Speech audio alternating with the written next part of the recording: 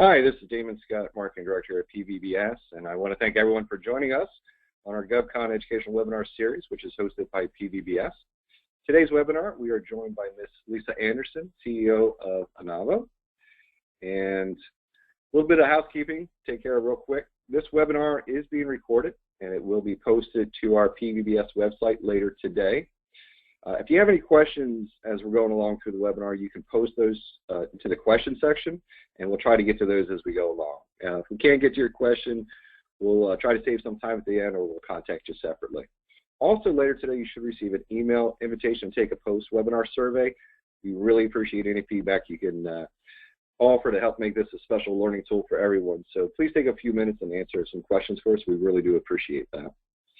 So today's agenda includes a brief introduction about your host, PBS, and then our main topic, leveraging your GovCon certification. So a little bit about PBS. We are a top-tier Microsoft Business Solutions partner, serving only the government contracting market.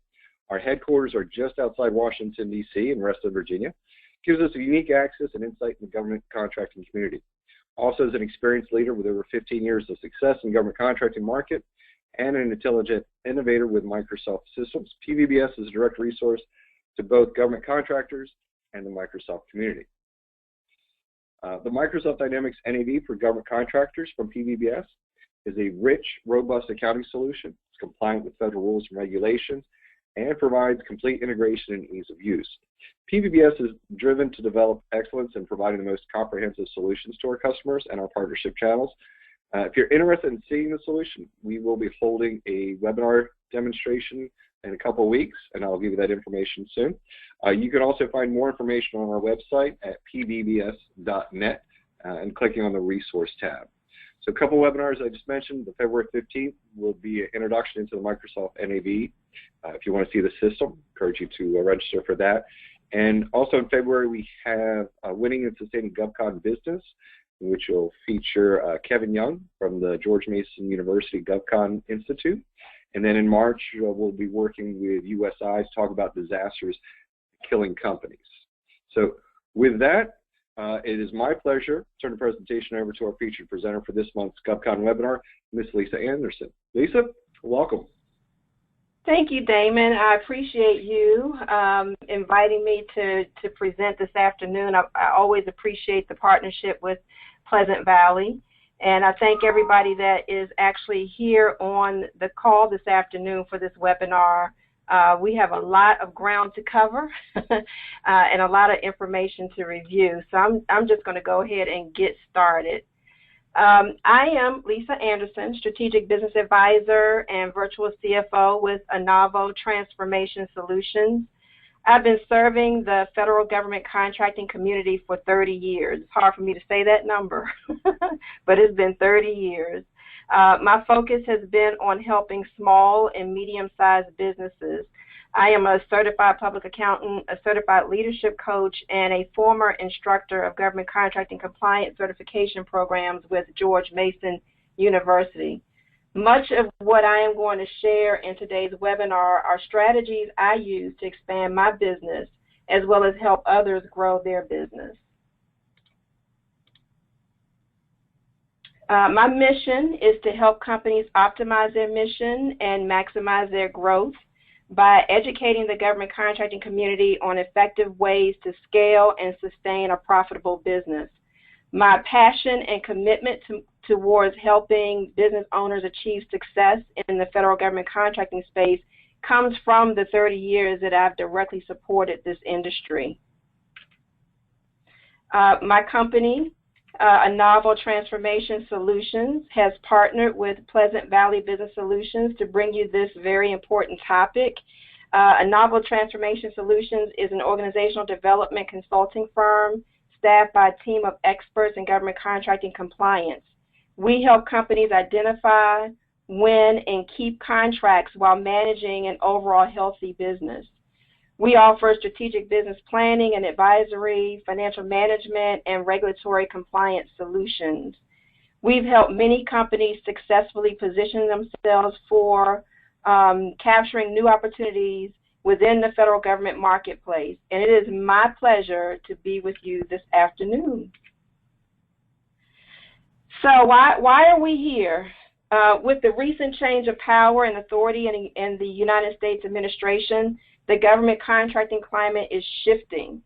Companies must be creative and build intentional strategies to gain contract opportunities as agencies make an overall shift.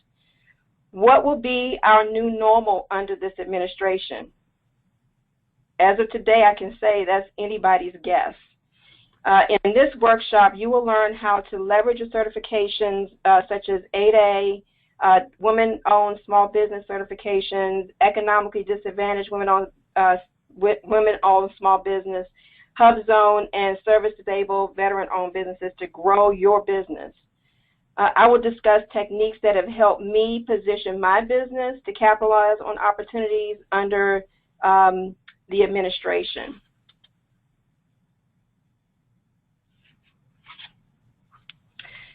In this next hour, we're going to cover the following things: the presidential trends and Trump Nation.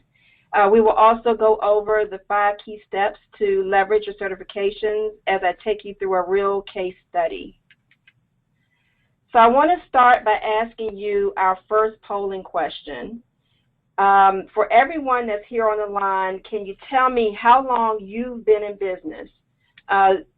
0 to 4 years, 5 to 10 years, 11 to 15 years, 16 to 20 years, or over 20 years. So if you all can go ahead and cast your poll. Yeah, Lisa, I don't know if you can see the results. I see them coming in. We're just over 50%. Looks like we've got fairly even split. A lot of companies 0 to 4, about 40%. Just under 20%, 5 to 10, and just under 15%, about 11 to 15, and there's actually a small percentage that are over 20 years. Okay, wow. So we have looks like we missed that gap between 15 and 20 years, but a lot of young companies, in the 0 to 4 range. Yeah, okay, excellent, excellent. Well, it's good that we have a mix here as well. So some that are on the line will understand the things that I'll talk about today because they've been through them. And others will understand through our conversation that this is not the end of the world. Excellent. Do I have control, Damon? You should. Okay, there we go. All right, so as I mentioned earlier, I've been serving the government contracting community for 30 years, of which I've owned and operated a successful company which had its own government contracts for 20 years. I faced the harsh reality recently that I personally endured 10 presidents in my lifetime. It's hard to say. But the other reality is that I've endured 3 presidents and 5 terms since I started business in 1997. And now, just like many of you or all of you on the phone, we are here right now preparing to endure our 4th president or our next president.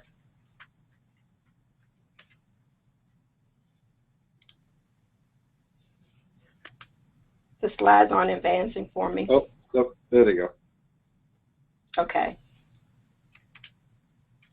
All right, so right now as we prepare for the next or new administration, many are afraid of the changes the new president will make and the impact those changes will have on government contracting. The truth of the matter is every president brings a shift or swing in contracting, some good and some not so good. But the bottom line is we all seem to survive.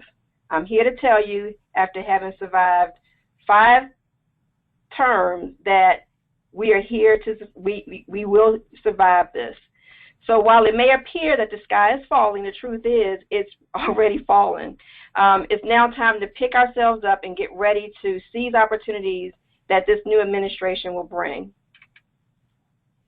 When I started business in 1997, President Clinton was in his final term in office.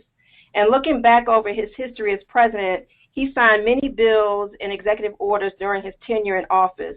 With a focus on economic stimulus, he passed several initiatives which had a direct impact on the contracting community, to include the Family and Medical Leave Act, the deficit reduction plan, the telecommunication reform, and the proposed federal procurement blacklisting, and many, many more, as you can see here on the screen.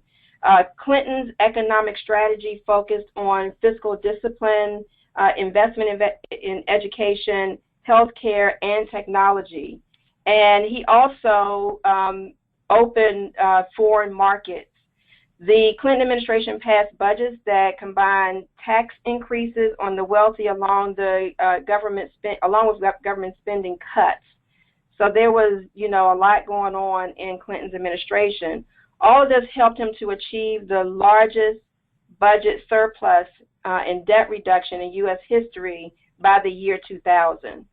So poverty levels fell, and more than 20 million jobs were created, and the unemployment rate consistently decreased over his 2 terms in office, reaching the lowest levels since 1966 or 1960s. He passed the North American Free Trade Agreement in 1993, which recovered trade barriers or removed trade barriers in North America. And all those things helped to improve the economy. These actions all had an impact on the government contracting community itself. And in most cases, it was a lucrative time for contractors as Clinton embraced outsourcing, and there were opportunities government-wide for contractors. Then in 2001, the leadership shifted to George W. Bush.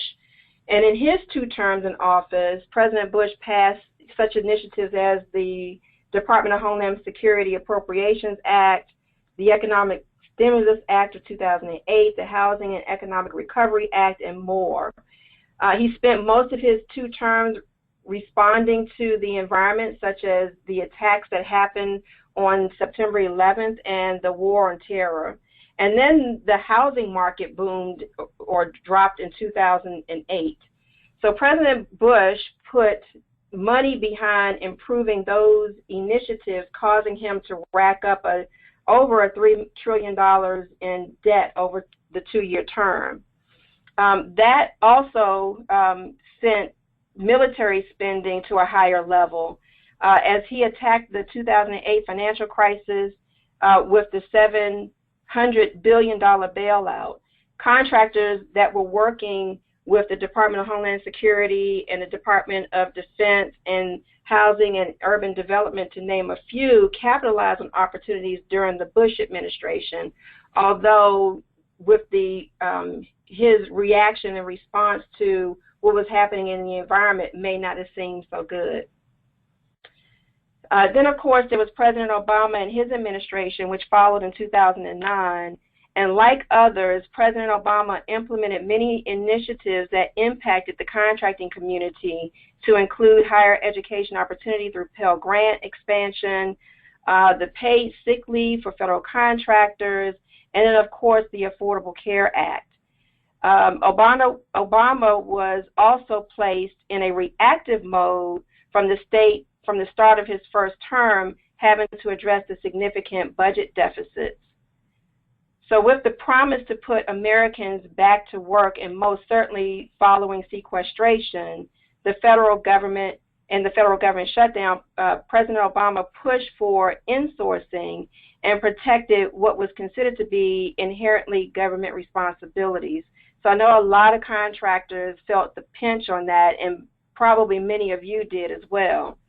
The administration also increased competition by relying heavily on LPTA procurements, which is a really bad word, and then government contract spending reduced from $6 billion to $4 billion, which had a huge impact on the contracting market. Contract consolidation and teaming became methods under which contractors were able to capitalize on opportunities under the Obama administration. But you don't just want to rely or believe the stories and some of the rhetoric that we hear as it relates to all the different shifts in administration. As an accountant and a financial manager, I believe that numbers tell a story and they don't lie. So let's take a look at a few of the numbers that will help to support what's happened over time in the market, in the contracting market. So let's start with the budget. This graph that you see on the screen here shows how since 1966 the government's revenues and expenditures have trended over the years. Anytime revenue exceeds expenditures or outlays, the United States experiences a budget surplus. And when expenditures or outlays exceed revenues, the U.S. experiences a budget deficit. So as you can see from the graph, historically the U.S. has operated with a budget deficit except between 1996 and 2001, which is when President Clinton was in office. There was not much by way of environmental reaction during Clinton's administration, which then created a lucrative economy. However, you can see where the budget took a hit while President Bush came into office. Revenues took an immediate dive in 2001, which was the beginning of the war on terror. Then the largest gap between revenue and expenditures occurred between 2006 and 2008 as a result of the housing crisis and the $700 billion bailout. President Obama stepped in to close and steady the gap by controlling spending, increasing regulations, and increasing federal jobs. However, opportunities existed in every one of these budgetary shifts. So how exactly did that impact the contracting community? Let's take a look at an overall overview of the awards by fiscal year for the last 8 years. On this graph, we want to concentrate on the orange yellowish line that you see just below the green line. I mentioned previously that during the Obama administration, he focused on closing the gap on spending. There was a gradual decrease in contract awards starting in 2008, and that's where we as contractors started to feel a pinch as well, because there was a gradual decrease in awards, but there was still opportunity. Then you see a deeper dive starting in fiscal year 2013, and this was the year of sequestration. So it got a little bit drastic at that point. From there, contract awards continued to decline, and then between 2013 and 2016, the government increased competition through lowest price technically acceptable awards, increased jobs through insourcing, and consolidated contracts in the attempt to eliminate redundancy, but still opportunity existed. So when you compare the impact of presidential terms side by side, you can see just how each administration and their decisions impacted the budget. You can also see the shifts in spending by administration. Looking at defense in red as an example, looking at defense in the pie charts to the right by president, you can see spending remained fairly steady between the Clinton and Bush administration, but increased in the Obama administration.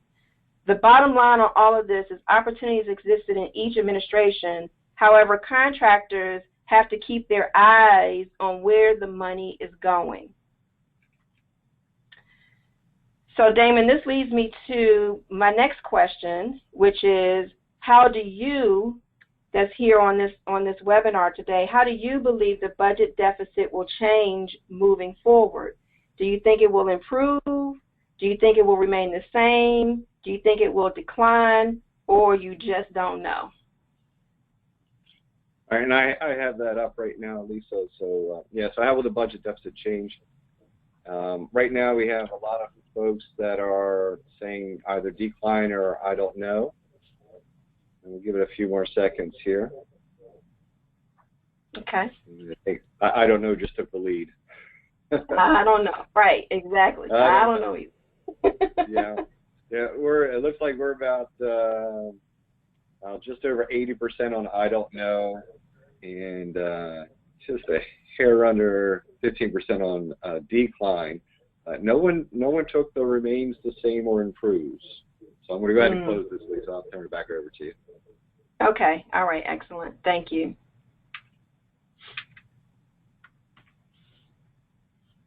All right. So while I try to advance the slide, I think the honest answer, I agree with all of you that no one really knows. But that shouldn't stop us from seeking opportunities. There are trends that you can monitor and should monitor on a regular basis. Leadership sets the tone, and numbers tell the story, and they never lie. So I've said that already. The trends will not only tell us where we have been, but where we are headed as a result of leadership decisions. What I know about our economy is it's been a long time since money has effectively flowed in the United States. It's been a long time. So it's definitely time for that to change. So what should you be monitoring so that you can capitalize on opportunities? The first is the growth of the gross domestic product. This measures the health of the economy. As you can see from the graph as published by the Congressional Budget Office, we were economy rich coming out of the Clinton administration. We then took a major dive during the Bush administration, and then Obama stepped in and made major improvements until sequestration hit. So that's what the chart is showing us, the chart to the left is showing us right now. However, Obama was able to stabilize the economy. And right now we're kind of plateaued as it relates to the GDP. The second trend you want to monitor is unemployment. As you can see, unemployment reacts oppositely to the GDP. When the economy is high, employment is low, and when the economy is low, employment is high. These trends provide us with some indication as to what moves an administration may make to spark economic growth. So we need to pay close attention to these things. And to the extent that you can go out on the Congressional Budget Office's website and pull the statistics yourself and start monitoring them, that's a great step for you to take as a contractor.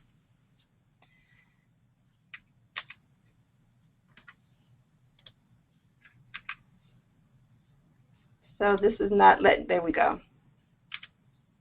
All right, so the next two areas that you should monitor in conjunction with the GDP and unemployment is inflation and interest rates. These two provide an indication of what moves an administration and what they will do to spark the economic growth. Hey, Lisa, just a question came up. If you could repeat what you had mentioned before about the unemployment. Sure. So unemployment. So for unemployment, it reacts. I'm trying to go back. There we go. Unemployment. Okay, unemployment reacts opposite to the GDP.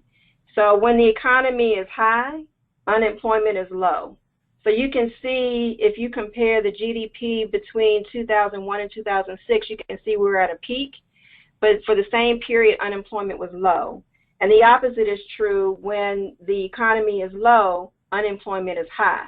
So right now, as we come off of the Obama administration, GDP is steady, is kind of plateaued, and so has unemployment. But we want to watch these things so we can determine what types of opportunities we may have in front of us and what types of decisions the president and his administration will make moving forward.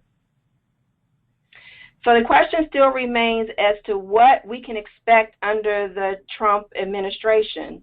When I initially prepared this presentation, we can only guess what moves he would make. My initial comment that I expected to say was that a new administration, based on upon my experience, generally takes about 18 months to really impact changes in the contracting marketplace. However, President Trump means business and has already started making moves to make good on his election promises. So what should we lay our sights on now?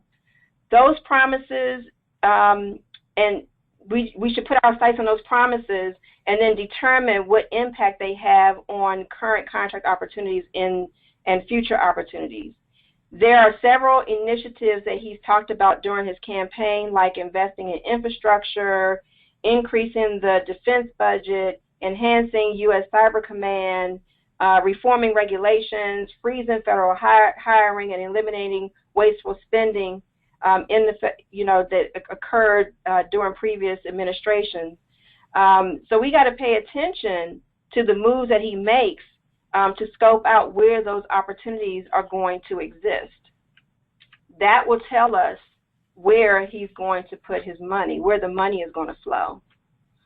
So some of the initial moves he's made already include signing an executive order within the first 24 hours of being in office to dismantle the Affordable Care Act. I believe as contractors, if you look closely, there will be opportunities for you there.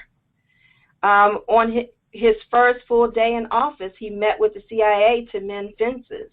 I think there's another opportunity for the contracting community in that joining of minds and unions. This, coupled with the stated interest in enhancing Cyber Command, could improve our economy and could also prove to open doors for opportunities. So moving forward with the initiative to build a wall will also present opportunities for contractors.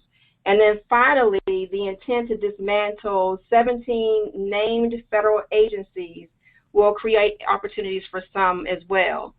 So we got to keep our eyes and our ears open.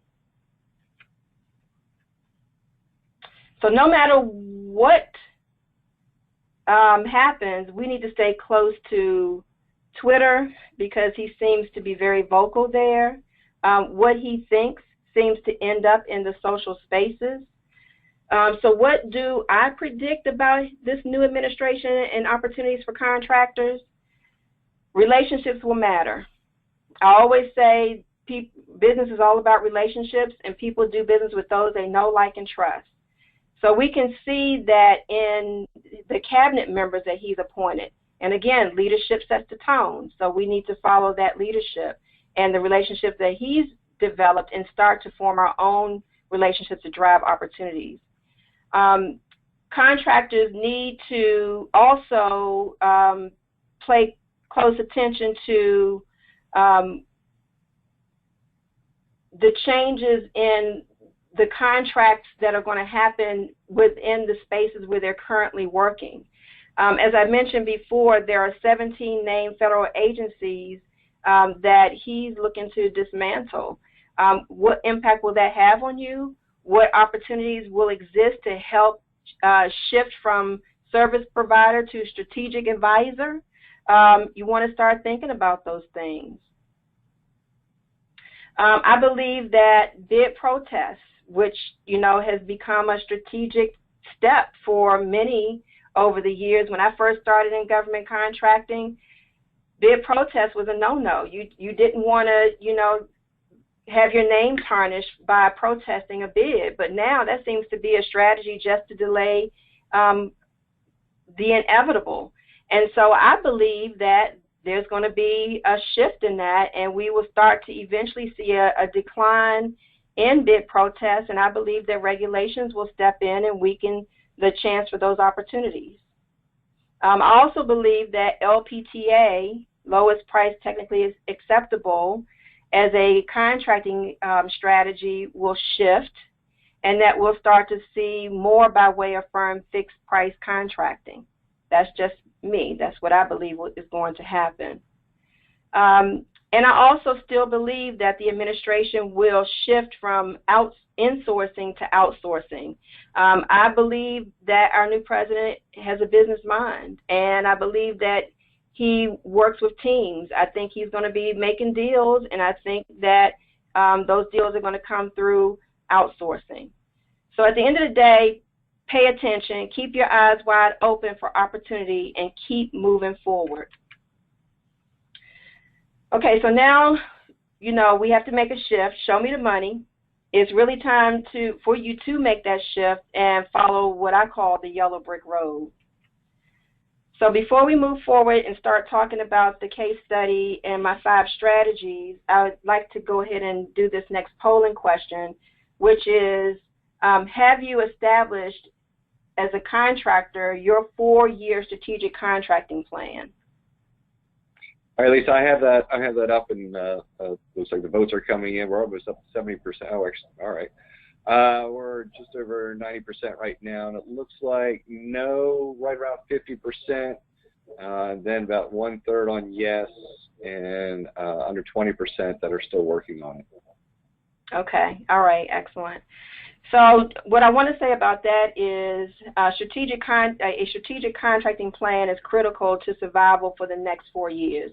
You want to chart the course of where you're going, how you're going to get there, and couple all of that with some of the research that I will talk about, I've talked about previously, and then I will talk about as I move forward. One of the things that we do is we help our clients establish that strategic contract roadmap. This helps them assess their competition, establish market strategies, position the business in the government marketplace where it matters, and develop a marketing plan that yields results. One of the critical components of that roadmap is to determine what certifications make sense for the business and their prospective customers, and determine how best to leverage those certifications. There is no one-size-fits-all when it comes to contracting, and companies have to be careful where they focus their resources. Our strategies are centered around which certifications will achieve maximum results in the specific markets where contractors serve, where the specific contractors serve. That is one of the key steps to leveraging certifications, is to know which of the certifications absolutely make sense for your business and which ones will yield maximum results for you, your customers, and the services that you offer. So HubZone does not necessarily work for everybody. 8A doesn't necessarily work for everybody. You have to know your business, your customer, and the opportunities and the ways in which they procure business through small business contracting to determine which one of these is right for you.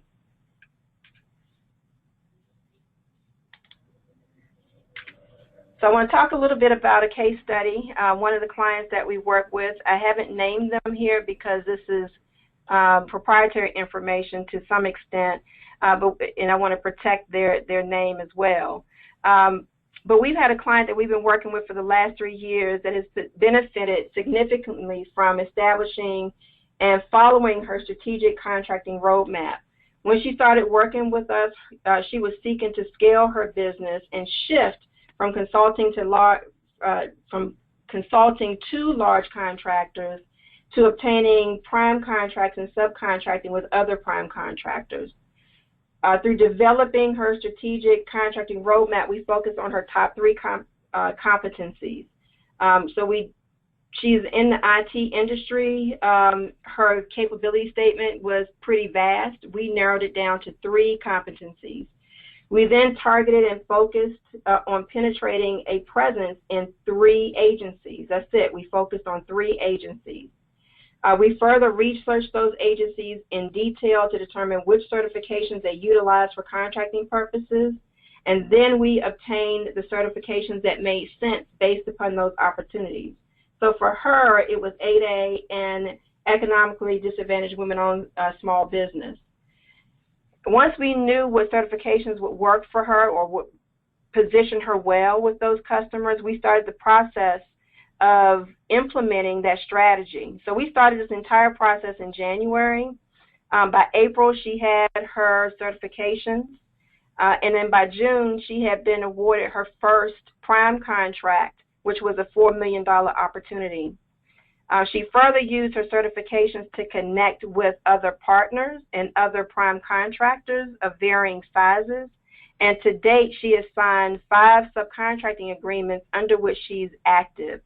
So her business has grown in the course of less than a full year. Her business has grown by over 1,000%. So in the next sections, I want to discuss the 5 key strategies we use to help her leverage her certifications and capitalize on and capture contract opportunities.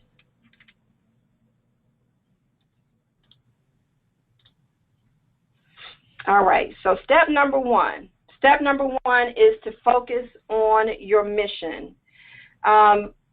What that means is, as I mentioned before with the case study, is to determine what your top 3 core competencies are. Here at Novel Transformation Solutions, we believe in the power of 3, and the power of 3 absolutely makes us, positions companies and makes them successful. So 3 core competencies, 3 top agencies, and then we also take a look at 3 different markets that you should consider being in: federal government, commercial, and state and local, to help you diversify your portfolio. But in the case of leveraging your certifications, you want to make certain that you narrow down your core competencies. Understand what your foundational principles are internally. The reason why that's important is because it helps you determine which customers are like mine as you, and where you can actually go in and penetrate and make a big difference for those customers. If you guys are following the same types of principles, then it's easier to do business with one another. The other thing is to prepare a pitch and past performance presentation.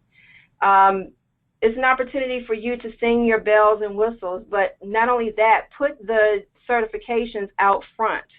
The most successful companies keep the certifications in practically every marketing material or collateral that they have. It's on their website, on the front page of their website, it's on their capability statements, it's embedded in their email communication, it's also on their business cards. So you want to scream loud to the world that you have, at least to the world that you're serving, that you have the certifications that make it easy for them to do business with you. And then you want to position yourself by inserting yourself and asserting yourself in the top 3 organizations that matter to you. So in essence, you want to become a wedge. The beauty of having many of these certifications is that you have an opportunity to receive sole source awards. And so to the extent that you can leverage your certifications to obtain the sole source awards, you want to use that opportunity to insert yourself into that specific agency, and don't stop there. Once you're in, wedge your way through and put your ears to the ground and sniff out opportunity and grow your business from the inside out, inside that organization out.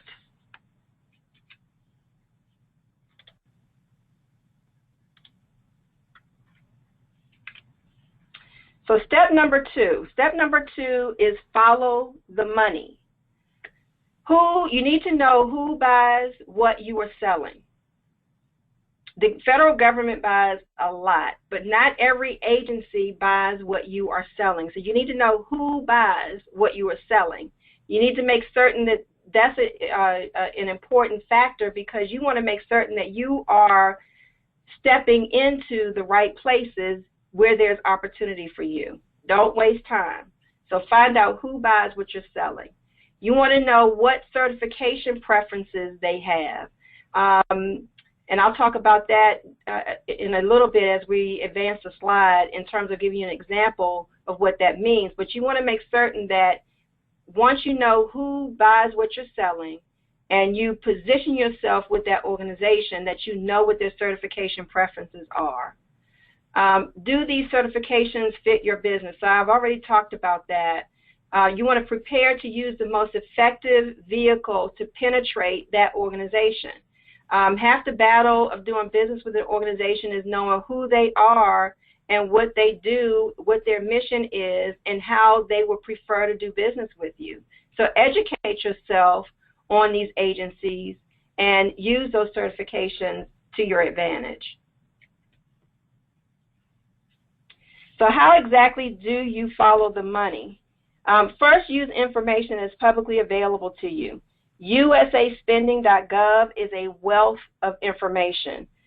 This chart taken directly from usaspending.gov shows how much the government has spent in 10 federal agencies in the last fiscal year. There are a lot more government agencies, but these are just 10, a few of the top 10 that I picked. So information on each agency is available to the public. Find out how much your top 3 are spending. Remember, you're going to do your background research and you're going to pick your top 3, and then you're going to go to usaspending.gov and find out how much those 3 agencies are spending. The chart in front of us shows the top 3 spending agencies of currently are the Department of Defense, the Department of Energy, and Veteran Affairs. There's really no surprise there, but numbers tell a story and they never lie. So you want to be able to see that specifically so you can know exactly how much each of them is spending. Also on usaspending.gov, you can determine the number of contract awards that each of those agencies are issuing. This chart here also shows that Department of Defense, Veteran Affairs, and Homeland Security are the top issuing agencies of contract awards. They are giving out the greater pieces of the pie. So usaspending.gov is a great resource to identify and find out how your agencies of interest are spending money in the contracting community. And then one more way to look at the spending pie for the 10 selected agencies is to take a look at the pie in percentages. And here you can see again that Defense, Energy, and VA are the top 3. Defense spending 27% amongst the entire 10. Energy spending 25%. So do your homework. Once you've selected the top 3 agencies that you want to penetrate, it's important to understand their contracting preference. So I mentioned that before. It's very disheartening to spend resources on obtaining a certification to find your target agency doesn't prefer that certification. So in my example here, I've picked the Veteran Affairs or Veteran Administration. They make their contracting preferences very known. So if you go out to their website, they tell you exactly the priority in which they do business with small businesses. So as you can see here, service-disabled, veteran-owned small businesses are the highest priority, followed by the veteran-owned small businesses, and then 8A.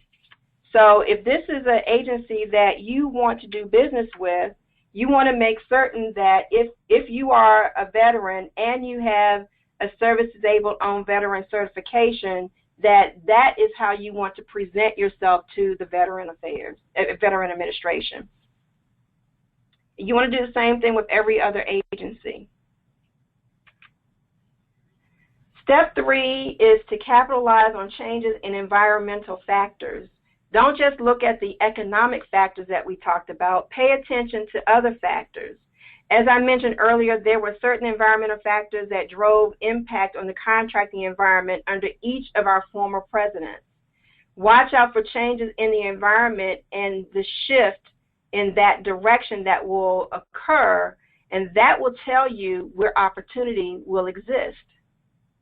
Environmental factors include political factors, social factors, legal factors, and technological factors. Changes in these areas can play a huge role in contracting opportunities. So you want to pay attention to that and sniff out opportunity and then follow the yellow brick road. Step 4 is to engage with existing prime contractors. So it's very, very important to know who the key players are within your target customer. Those are individuals who have been successful in inserting and asserting themselves in those agencies. So look to team with those individuals. Teaming is a critical component of obtaining opportunities within agencies and growing your business. Offer the strength of your certifications as you look to team with these organizations. Many large contractors have small business goals that they have to achieve. And so oftentimes they're looking for 8A certified, HubZone certified, service disabled certified businesses to do business with to help them satisfy those goals. So you want to make certain that you are presenting your certifications and leveraging them to strengthen the relationship with those prime contractors. So how do you find who the key players are in the marketplace? And what I have to say is you want to do your homework still. There's a lot of available information out there in the public. So FedBizOpps is an example. Many companies use FedBizOpps as a way to identify opportunities that are coming out, things to bid on. But FedBizOpps is good for a lot of other information as well. It's a good tool to do research on what types of contracts your target market is releasing. You can pull RFPs and take a look and see what type of language they have in those RFPs and how they intend to contract with certain contractors, whether they're going to issue lowest price technically acceptable awards or cost reimbursable awards versus fixed price. There's a lot of research you can do there. You can get contracting officer information. So even if you're not using FedBizOpps to bid on opportunities, you can go out and build your network of contracting officers by searching the agencies that you want to do business with through FedBizOpps. But most importantly, as it relates to identifying who the key players are in your marketplace, you can go to opportunities and that are similar to the ones that you want to pursue and take a look at the interested bidders list and start contacting those companies or researching those companies of interest and see if you can form a teaming relationship with them. The Federal Procurement Data System, another great resource to identify who's out there in the marketplace. And then GSA Advantage is always a great place to go and see who's out there on the GSA schedule that's providing services similar to yours. And also you can use that to get an indication of what their pricing looks like from a GSA standpoint and how well you compare to them. So there's a lot of resources available to you where you can do your homework on the companies that are out there that you can potentially partner with. Step number 5 is to collaborate with other small businesses. So I mentioned before that under the Obama administration, partnering and teaming was a way that companies capitalized and leveraged their certifications.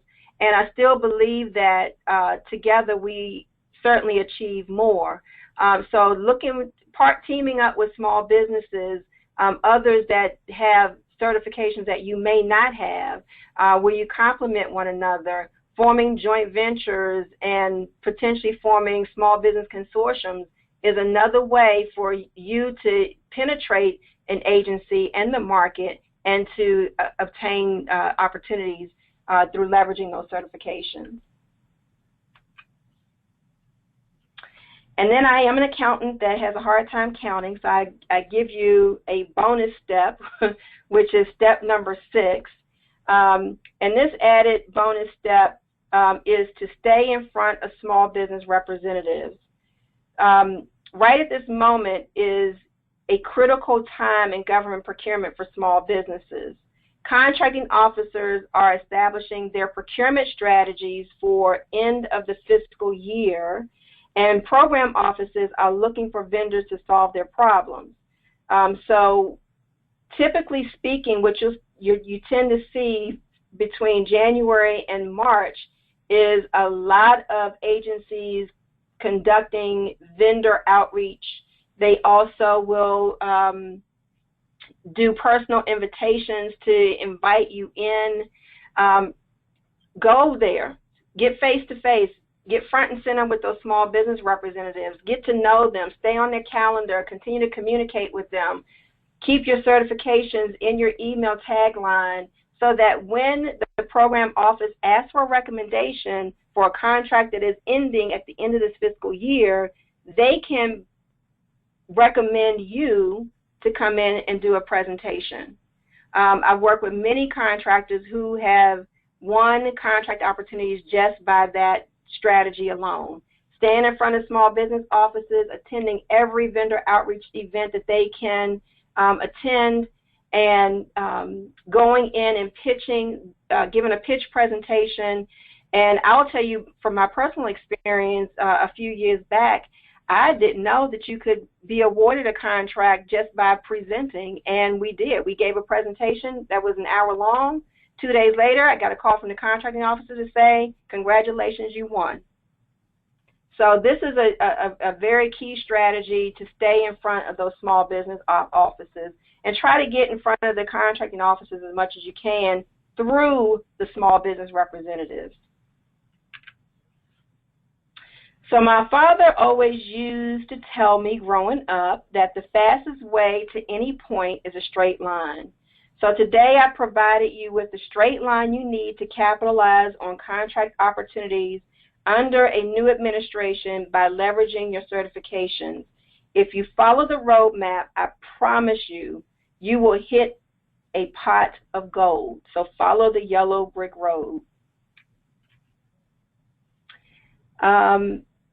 That actually concludes my presentation. I want to open it up and see if there are any questions out there.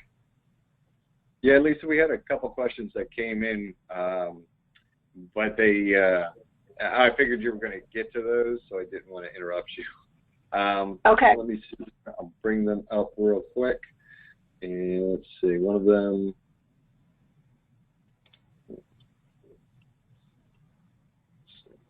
Oops.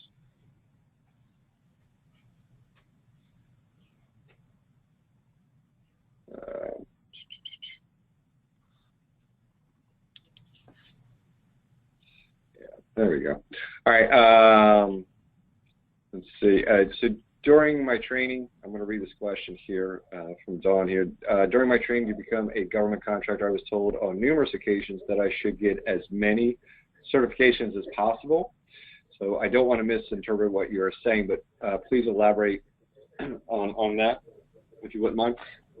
Yeah, so that's a great question, and I am going to tell you, based upon the strategies that we've worked with contractors on and the strategies that we've seen to be most successful, is that you don't. The reason why I say that, or you get them, but you get them when they make sense. Really, the key behind obtaining certifications is based upon your target customer. So you got to know that first. You got to know who you are interested in engaging with, understand exactly how they want to or how they can do business with you, what preferences do they have, and then seek the certifications that make sense to create success for you there. And then as you start to grow and expand beyond your top three agencies, then start again, do your research on the next three agencies, and if they are looking for other certifications, then get other certifications. The other thing I didn't talk about here today is the order of certification. So what I mean by that is you look at the timeline as to when these certifications, how long they last and when they drop off. 8A, for example, only lasts 9 years. You don't want to get a certification before it's time. If you don't have opportunities, if you haven't targeted an agency, if you haven't started discussions with an organization, you don't want to waste the 9 years by getting the certification too early. So many contractors fall subject to that, and they never get to capitalize on that because by the time they get to the 9th year, it's over. They can't use it.